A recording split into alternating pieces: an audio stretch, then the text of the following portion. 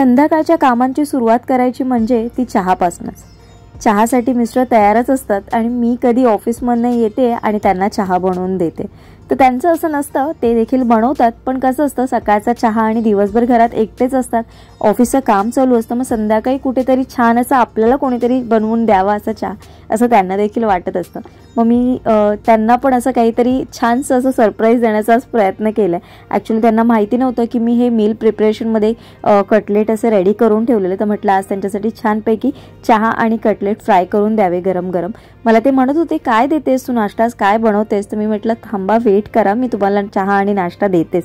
तर मी सॉस असं फ्रीजमध्येच ठेवते, ते काढून घेतलं आणि त्याच्याबरोबर चटणी देखील करून घेतलेली। मग असं काहीचं असतं, थोडंसं आधी जर आपण तयार करून ठेवलं ना तर छान असा मस्त असा बाहेरच्या सारखा आपण नाश्ता घरच्या घरी अगदी सहज करू शकतो।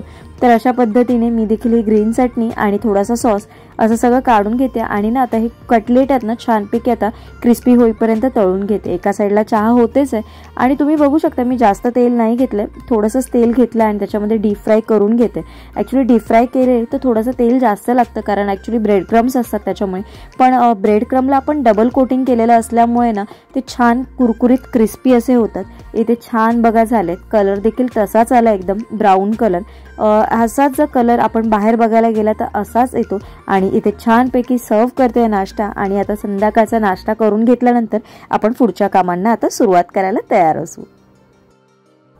नमस्कार, शुभ सकाळ, सुंदर अशा दिवसाच्या सुंदर अशा शुभेच्छा। मी प्राजक्ता आपल्या एका नवीन ब्लॉग मध्ये तुमच्या सगळ्यांचं खूप मनापासून स्वागत करते। सर्वात आधी सगळ्यांना श्री स्वामी समर्थ।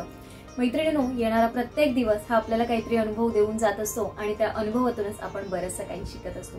मी देखील काही ना काहीतरी शिकत असते आणि माझ्या प्रत्येक ब्लॉगमधनं तुमच्यापर्यंत काहीतरी माहिती पोहोचावी आणि माझ्या या माहितीचा उपयोग तुम्हाला व्हावा, तुम्ही देखील त्यातनं काहीतरी शिकावं असंच मला नेहमी वाटत असतं। बघता बघता आपल्या चॅनेलवर 2000 सबस्क्रायबर पूर्ण देखील झाले, मला कळलंच नाही। जेव्हा 100 सबस्क्रायबर होत नव्हते तेव्हाची वेळ आणि एक एक सबस्क्रायबर वाढणं तो वेळ आणि आता 2000 सबस्क्रायबर झालेत, मला खूप आनंद झाला आणि तुमच्या सगळ्यांना खूप खूप धन्यवाद की म्हणजे थँक्यू तुम्हाला सगळ्यांना की तुम्ही ह्या टप्प्यापर्यंत मला पोहोचवण्यासाठी माझ्या पाठीशी उभे राहिलात। तुमचं प्रेम आणि तुमचा आशीर्वाद तुमच्या कमेंट मार्फत मला छान छान असं व्यक्त केलं आणि त्याच्याच जोरावर मी आजपर्यंत इथे तुमच्याबरोबर ब्लॉग शेअर करते। तर आज 2000 सबस्क्रायबर झालेत आणि व्हॅलेंटाईन डे होता, तर मिस्टरांनी तर गिफ्ट दिलं मला, मी तर त्यांना काही दिलं नाही। तर म्हटलं की आज आपण आहे ना केकची रेसिपी तुमच्याबरोबर शेअर करूया। तर केक म्हणजे मैद्याचा नाही, जसं मी म्हणते शक्यतो मैदा स्किप केला जातो, तर मैदाचा वापर न करता आपण गव्हाच्या पिठापासून छान सुंदर असा केक घरच्या घरी करू शकतो। तो कशा पद्धतीने आणि एकदम झटपट होतो, फार कमी साहित्यात आणि कमी वेळात, म्हणजे त्याला जास्त मेजरमेंट्स वगैरे असं काही नाहीये। बरं, कारण तुमच्याकडे माझ्याकडे आता माझ्याकडे सगळं मेजरिंग आहे, म्हणजे मशीन आहे, मेजरिंग मशीन आहे किंवा स्पून कप वगैरेचं सगळं आहे, पण ते न वापरता तुम्ही कशा पद्धतीने घरच्या घरी सगळं साहित्य वापरून गव्हापासून जो गव्हाच्या पिठापासून बनलेला केक आहे तो एन्जॉय करू शकता। तर त्याची रेसिपी मी आज तुमच्याबरोबर शेअर केली, तर व्हिडिओ कुठेही स्किप करू नका, सुरुवातीपासून शेवटपर्यंत बघा आणि रेसिपी नक्की ट्राय करा आणि मला नक्की कमेंट करून सांगा। चला आता आपण व्हिडिओला सुरुवात करूया। इथे मी दही घेतलंय आणि दही छानपैकी फेटून घेतलंय, 2 पेले दही आहे आणि हे आंबट नसलं पाहिजे दही। आणि यामध्येच आता एक छोटा चमचा मी सोडा टाकणार आहे, खायचा सोडा, आणि खायचा सोडा टाकला ना की मिक्स करून आपल्याला हे 5 मिनिटं असंच ठेवून द्यायचंय आणि 5 मिनिटानंतर मी तुम्हाला ते दाखवते दही आपोआपच फुलून आलंय, किती छानपैकी असं फुलून आलेलं आहे। त्यानंतर आपल्याला याच्यामध्ये 1.5 पेला गूळ घ्यायचा आहे, तर गुळाची पावडर असेल तर तुम्ही गुळाची पावडर वापरा किंवा मग असा अख्खा गुळ असेल तरी देखील चालेल, फक्त तो थोडासा जास्तीचा बारीक करावा लागतो आपल्याला। हे छानपैकी आपल्याला मिक्स करून घ्यायचं आणि याचं एक स्मूथ बॅटर तयार करून घ्यायचं आहे। याच्यामध्ये आपल्याला 1 पेला व्हेजिटेबल ऑइल, म्हणजे ज्याला वास नसतो असं ऑइल, आणि 1 चमचा व्हॅनिला एसेन्स असं सगळं मिक्स करून स्मूथ असं बॅटर तयार करून घ्यायचं। त्यानंतर आता हे बॅटर तयार झाल्यानंतर याच्यामध्ये आपल्याला 3 पेले गव्हाचं पीठ ओतून घ्यायचं आहे आणि गव्हाचं पीठ ओतून झाल्यानंतर ते देखील अगदी हलक्या हाताने आपल्याला याच्यामध्ये मिक्स करायचं आहे, एकदम फटाफट मिक्स करायचं नाहीये। आता यामध्ये आपल्याला 1 मोठा चमचा बेकिंग पावडर ओतून घ्यायचे। बेकिंग पावडर मिक्स करून झाल्यानंतर मग आपल्याला याच्यामध्ये गरम दूध ओतायचं आहे। 1 पेला आपल्याला गरम दूध ओतायचं, अगदी कडकडीत असं नाही, थोडंसं कोमट असं दूध आपल्याला याच्यामध्ये ओतून घेऊन छानपैकी मिक्स करून आपलं हे बॅटर तयार करून घ्यायचं आहे। आणि कसं आहे ना, तुम्ही जो पेला वापराल त्याच पेल्याने तुम्ही सगळे मेजरमेंट एकाच पेल्याने घ्या, म्हणजे तुम्हाला खरंच उपयोगी होईल, म्हणजे मेजरमेंटमध्ये कुठे प्रॉब्लेम होणार नाही.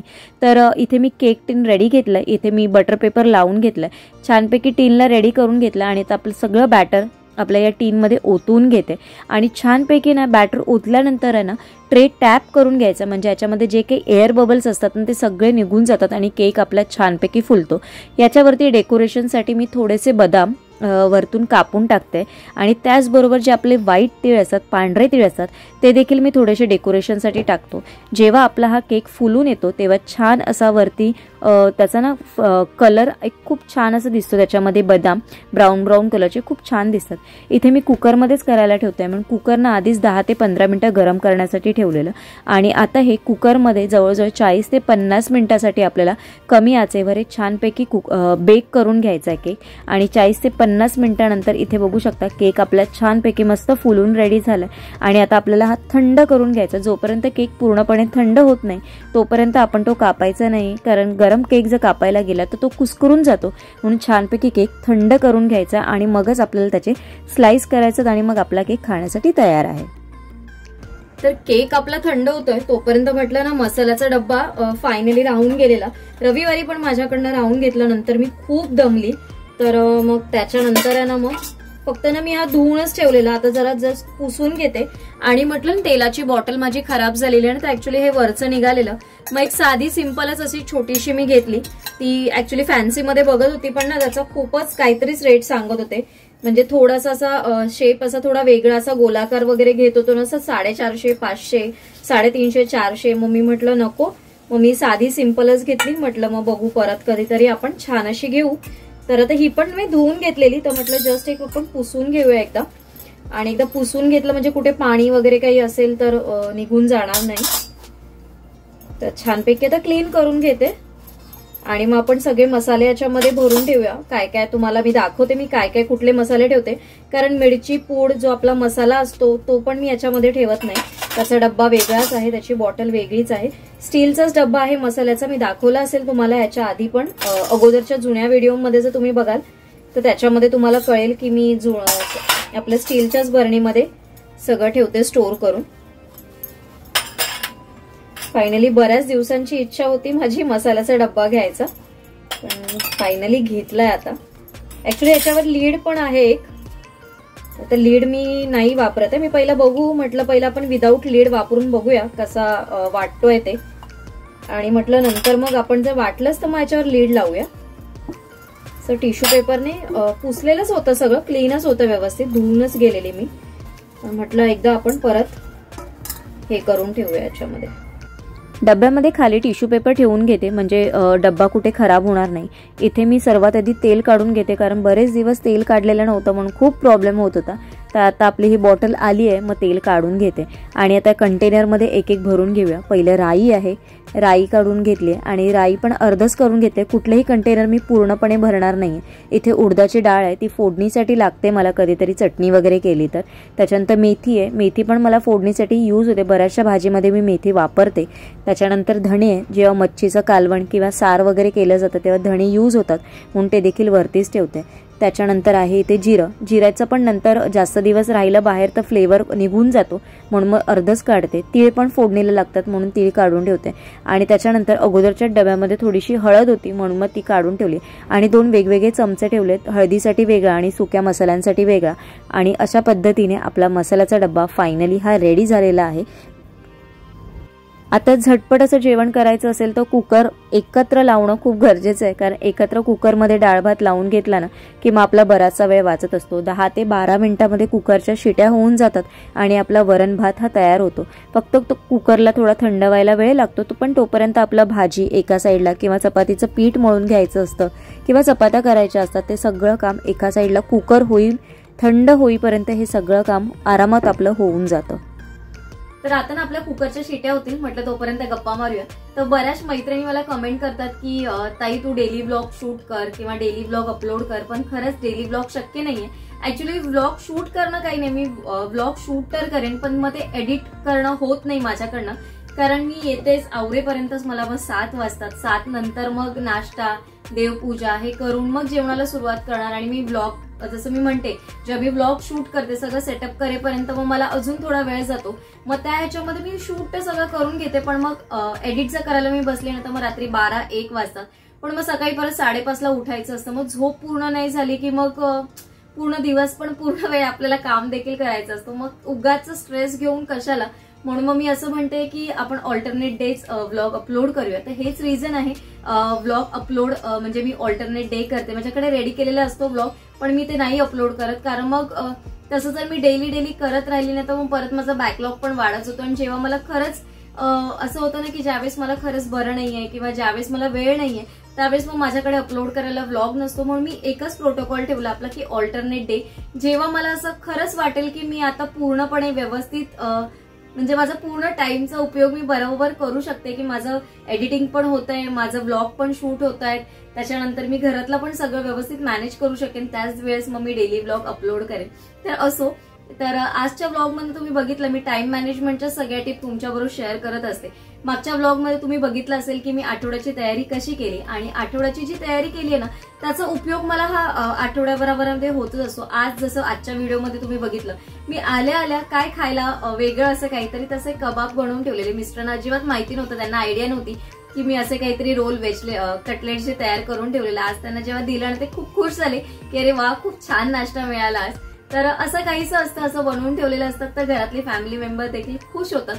तर असं काहीसं तुम्ही करून ठेवा, म्हणजे तुम्हाला पटकन असं कधी भुकेच्या वेळेस किंवा संध्याकाळच्या वेळेस बाहेरून जेव्हा आपण वडापाव खातो किंवा शेवपुरी, पाणीपुरी घेऊन येतो किंवा डोसा, इडली वगैरे असं काहीतरी बाहेरून विकत आणतो, तर असं काहीतरी फ्रीजमध्ये स्टोअर करून ठेवलं असेल ना तर तुम्ही घरातलं जे आपण ऑइल जे तळलेलं असतं ना ते बाहेरच्या पेक्षा नेहमी चांगलं, तर हा ऑप्शन एक परफेक्ट असा ऑप्शन असू शकतो. म्हणून असं थोडंसं करून ठेवते. आणि आता अजून एक याच्या पुढे जो व्हिडिओ येईल ना त्याच्यामध्ये मी जे आठवड्याला पूर्ण जे काही प्रिपरेशन केलं ना त्याने झटपट असं मील, पूर्ण मील अर्धा ते पाऊण तासात आपण कसं रेडी करू शकतो ना तो व्हिडिओ मी दाखवेन. म्हणजे आपण भात, डाळ, भाजी, चपाती, एक गोडाचा पदार्थ, असं सगळं पूर्ण ना जे आपण तयारी केली ना त्यातनच, म्हणजे एखादा पाहुणा जरी आपल्याकडे आला ना तरी आपल्याला असं वाटणार नाही की अरे आता ह्याला मी काय बनवून देऊ, माझ्याकडे काहीच नाही किंवा मी कसं मॅनेज करू, असं अजिबात टेन्शन नाही. कोणीही आलं ना तरी तुम्ही हसत हसत पूर्ण मेनू, भात, डाळ, भाजी, चपाती आणि गोडाचा पदार्थ त्याला हसत हसत करून आनंदाने खाऊ शकता. आणि तो देखील व्यक्ती जो आलेला आहे ना तो देखील खरंच खूप खुश होईल की माझा पाहुणचार देखील खूप छान असं झाला. तर मी ते कशा पद्धतीने करते, कसं मॅनेज करते ते पुढच्या ब्लॉग मधून तुम्हाला बघायला मिळेल. व्हिडिओ असेच बघत राहा, कमेंट मार्फत तुमचं प्रेम मला म्हणजे व्यक्त करत राहा, कारण तुमची प्रत्येक कमेंट ही माझ्यासाठी एक नवीन एनर्जी घेऊन येत असते. आणि असे छान छान मी ब्लॉग अपलोड करत राहावी त्यासाठी कमेंट करणं तुम्ही खूप गरजेचं आहे. तो माझी रिक्वेस्ट आहे तुम्हाला, तुम्ही कमेंट मार्फत मला वेगवेगळ्या आयडियाज द्या, तुमचं काही मत असेल ते मला सांगा, तुम्हाला काही सजेशन्स असतील माझ्यासाठीच्या त्या देखील मला सांगा. मी नक्की त्या माझ्या ब्लॉग मधनं किंवा माझ्यामध्ये पण काहीतरी कमी असू शकते कधीतरी, तर ती तुम्ही मला सांगा, मी ती नक्की पूर्ण करून चेंज करण्याचा नक्की प्रयत्न करेन. तर अशाच नवनवीन ब्लॉगसाठी चॅनलला अजून सबस्क्राईब केलं नसेल तर सबस्क्राईब करा, बाजूला असलेल्या बेल आयकॉनला क्लिक करा, म्हणजे माझ्या अशाच नवनवीन ब्लॉगचं नोटिफिकेशन तुमच्या मोबाईलवर येत राहतील. तर जास्तची आता बडबड न करता आजचा ब्लॉग मी इथेच एंड करते. लवकरच भेटू माझ्या अशाच एका नवीन ब्लॉग सोबत. तोपर्यंत सगळ्यांना Shri Swami Samarth. Bye bye and take care.